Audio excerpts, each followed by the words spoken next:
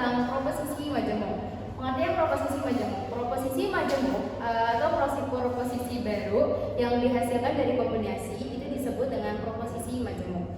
Proposisi yang bukan merupakan proposisi majemuk atau hasil dari kombinasi proposisi lain disebut dengan proposisi atomik atau proposisi sederhana. Kata penghubung dari proposisi majemuk adalah sebagai berikut. Yang pertama ada simbol dan artinya. Yang pertama adalah negasi, artinya tidak atau negasi. Yang kedua adalah konjungsi, artinya dan. Yang ketiga adalah disjungsi, artinya atau. Yang keempat adalah implikasi,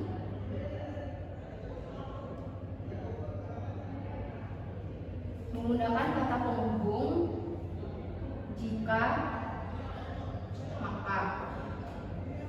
Yang terakhir adalah disjungsi,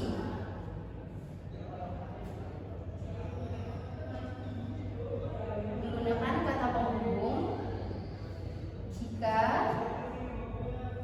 dan hanya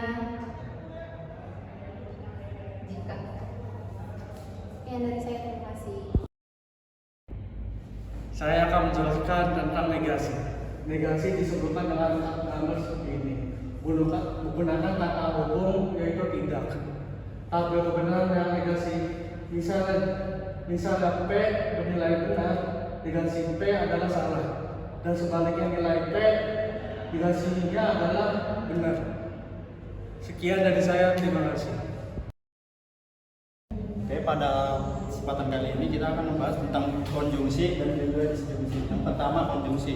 Konjungsi ditandai dengan simbol dibalik juga memiliki kata hubung dan. Tabel kebenaran dari konjungsi tersendiri yaitu jika pernyataan satu bernilai benar dan pernyataan kedua bernilai benar, maka akan bernilai benar. Namun jika pernyataan satu bernilai benar dan pernyataan kedua bernilai salah, berarti akan terjadi salah. Yang ketiga, jika pernyataan satu bernilai salah dan pernyataan kedua menjadi nilai benar, maka pernyataannya adalah salah. Dan yang terakhir, jika pernyataan pertama salah dan pernyataan kedua adalah salah, maka pernyataannya adalah salah. Lalu kita pergi ke disjungsi. Disjungsi ditandai dengan simbol V dan memiliki kata hubung atau. Tabel kebenarannya itu jika pernyataan pertama benar dan jika pernyataan kedua benar, maka pernyataannya yaitu adalah benar. Dan jika pernyataan benar dan pernyataan keduanya salah, maka akan bernilai benar. Dan jika pernyataan pertama salah dan jika pertanyaan kedua benar, maka hasilnya adalah benar. Dan jika pertanyaan pertama salah dan yang pernyataan kedua salah, maka hasilnya adalah salah. Sekian dari saya, terima kasih. Baik, selanjutnya kita akan menjelaskan tentang implikasi.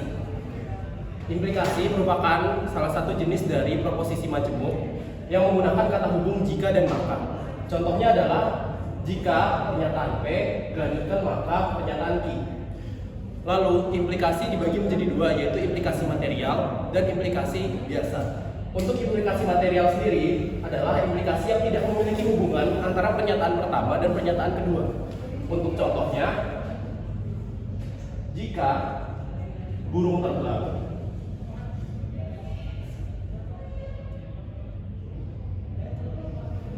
maka 2 ditambah 3 sama dengan 5. Kedua pernyataan tersebut tidak memiliki hubungan satu sama lain, tetapi kedua pernyataan tersebut menggunakan kata hubung jika dan maka termasuk implikasi material.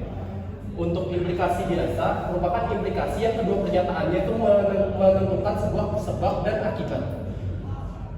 Untuk contohnya sendiri, jika X sama dengan 5, maka 2 ditambah 3 sama dengan X.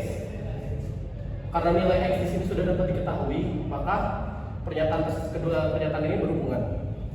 Lalu dilanjutkan dengan tabel kebenaran dari implikasi. Lalu untuk tabel kebenaran dari implikasi itu sendiri, implikasi dilambangkan dengan tanda panah ke kanan.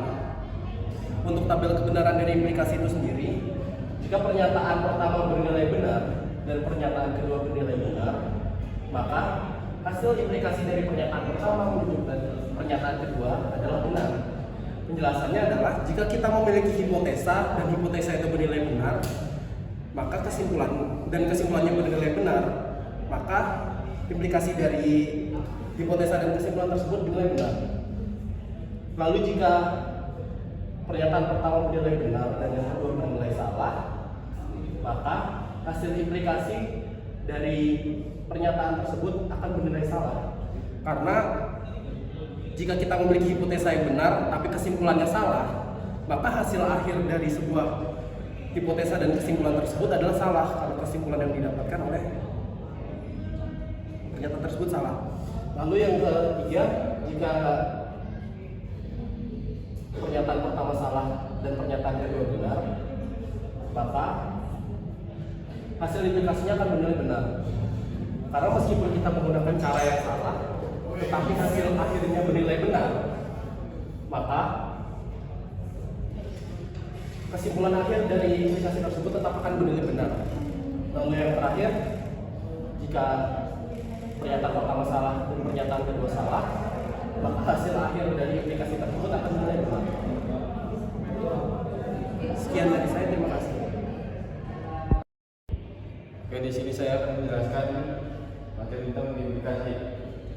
Implikasi dilambangkan dengan simbol tanda panah kedua arah menggunakan kata hubung jika dan hanya jika. Untuk tabel kebenaran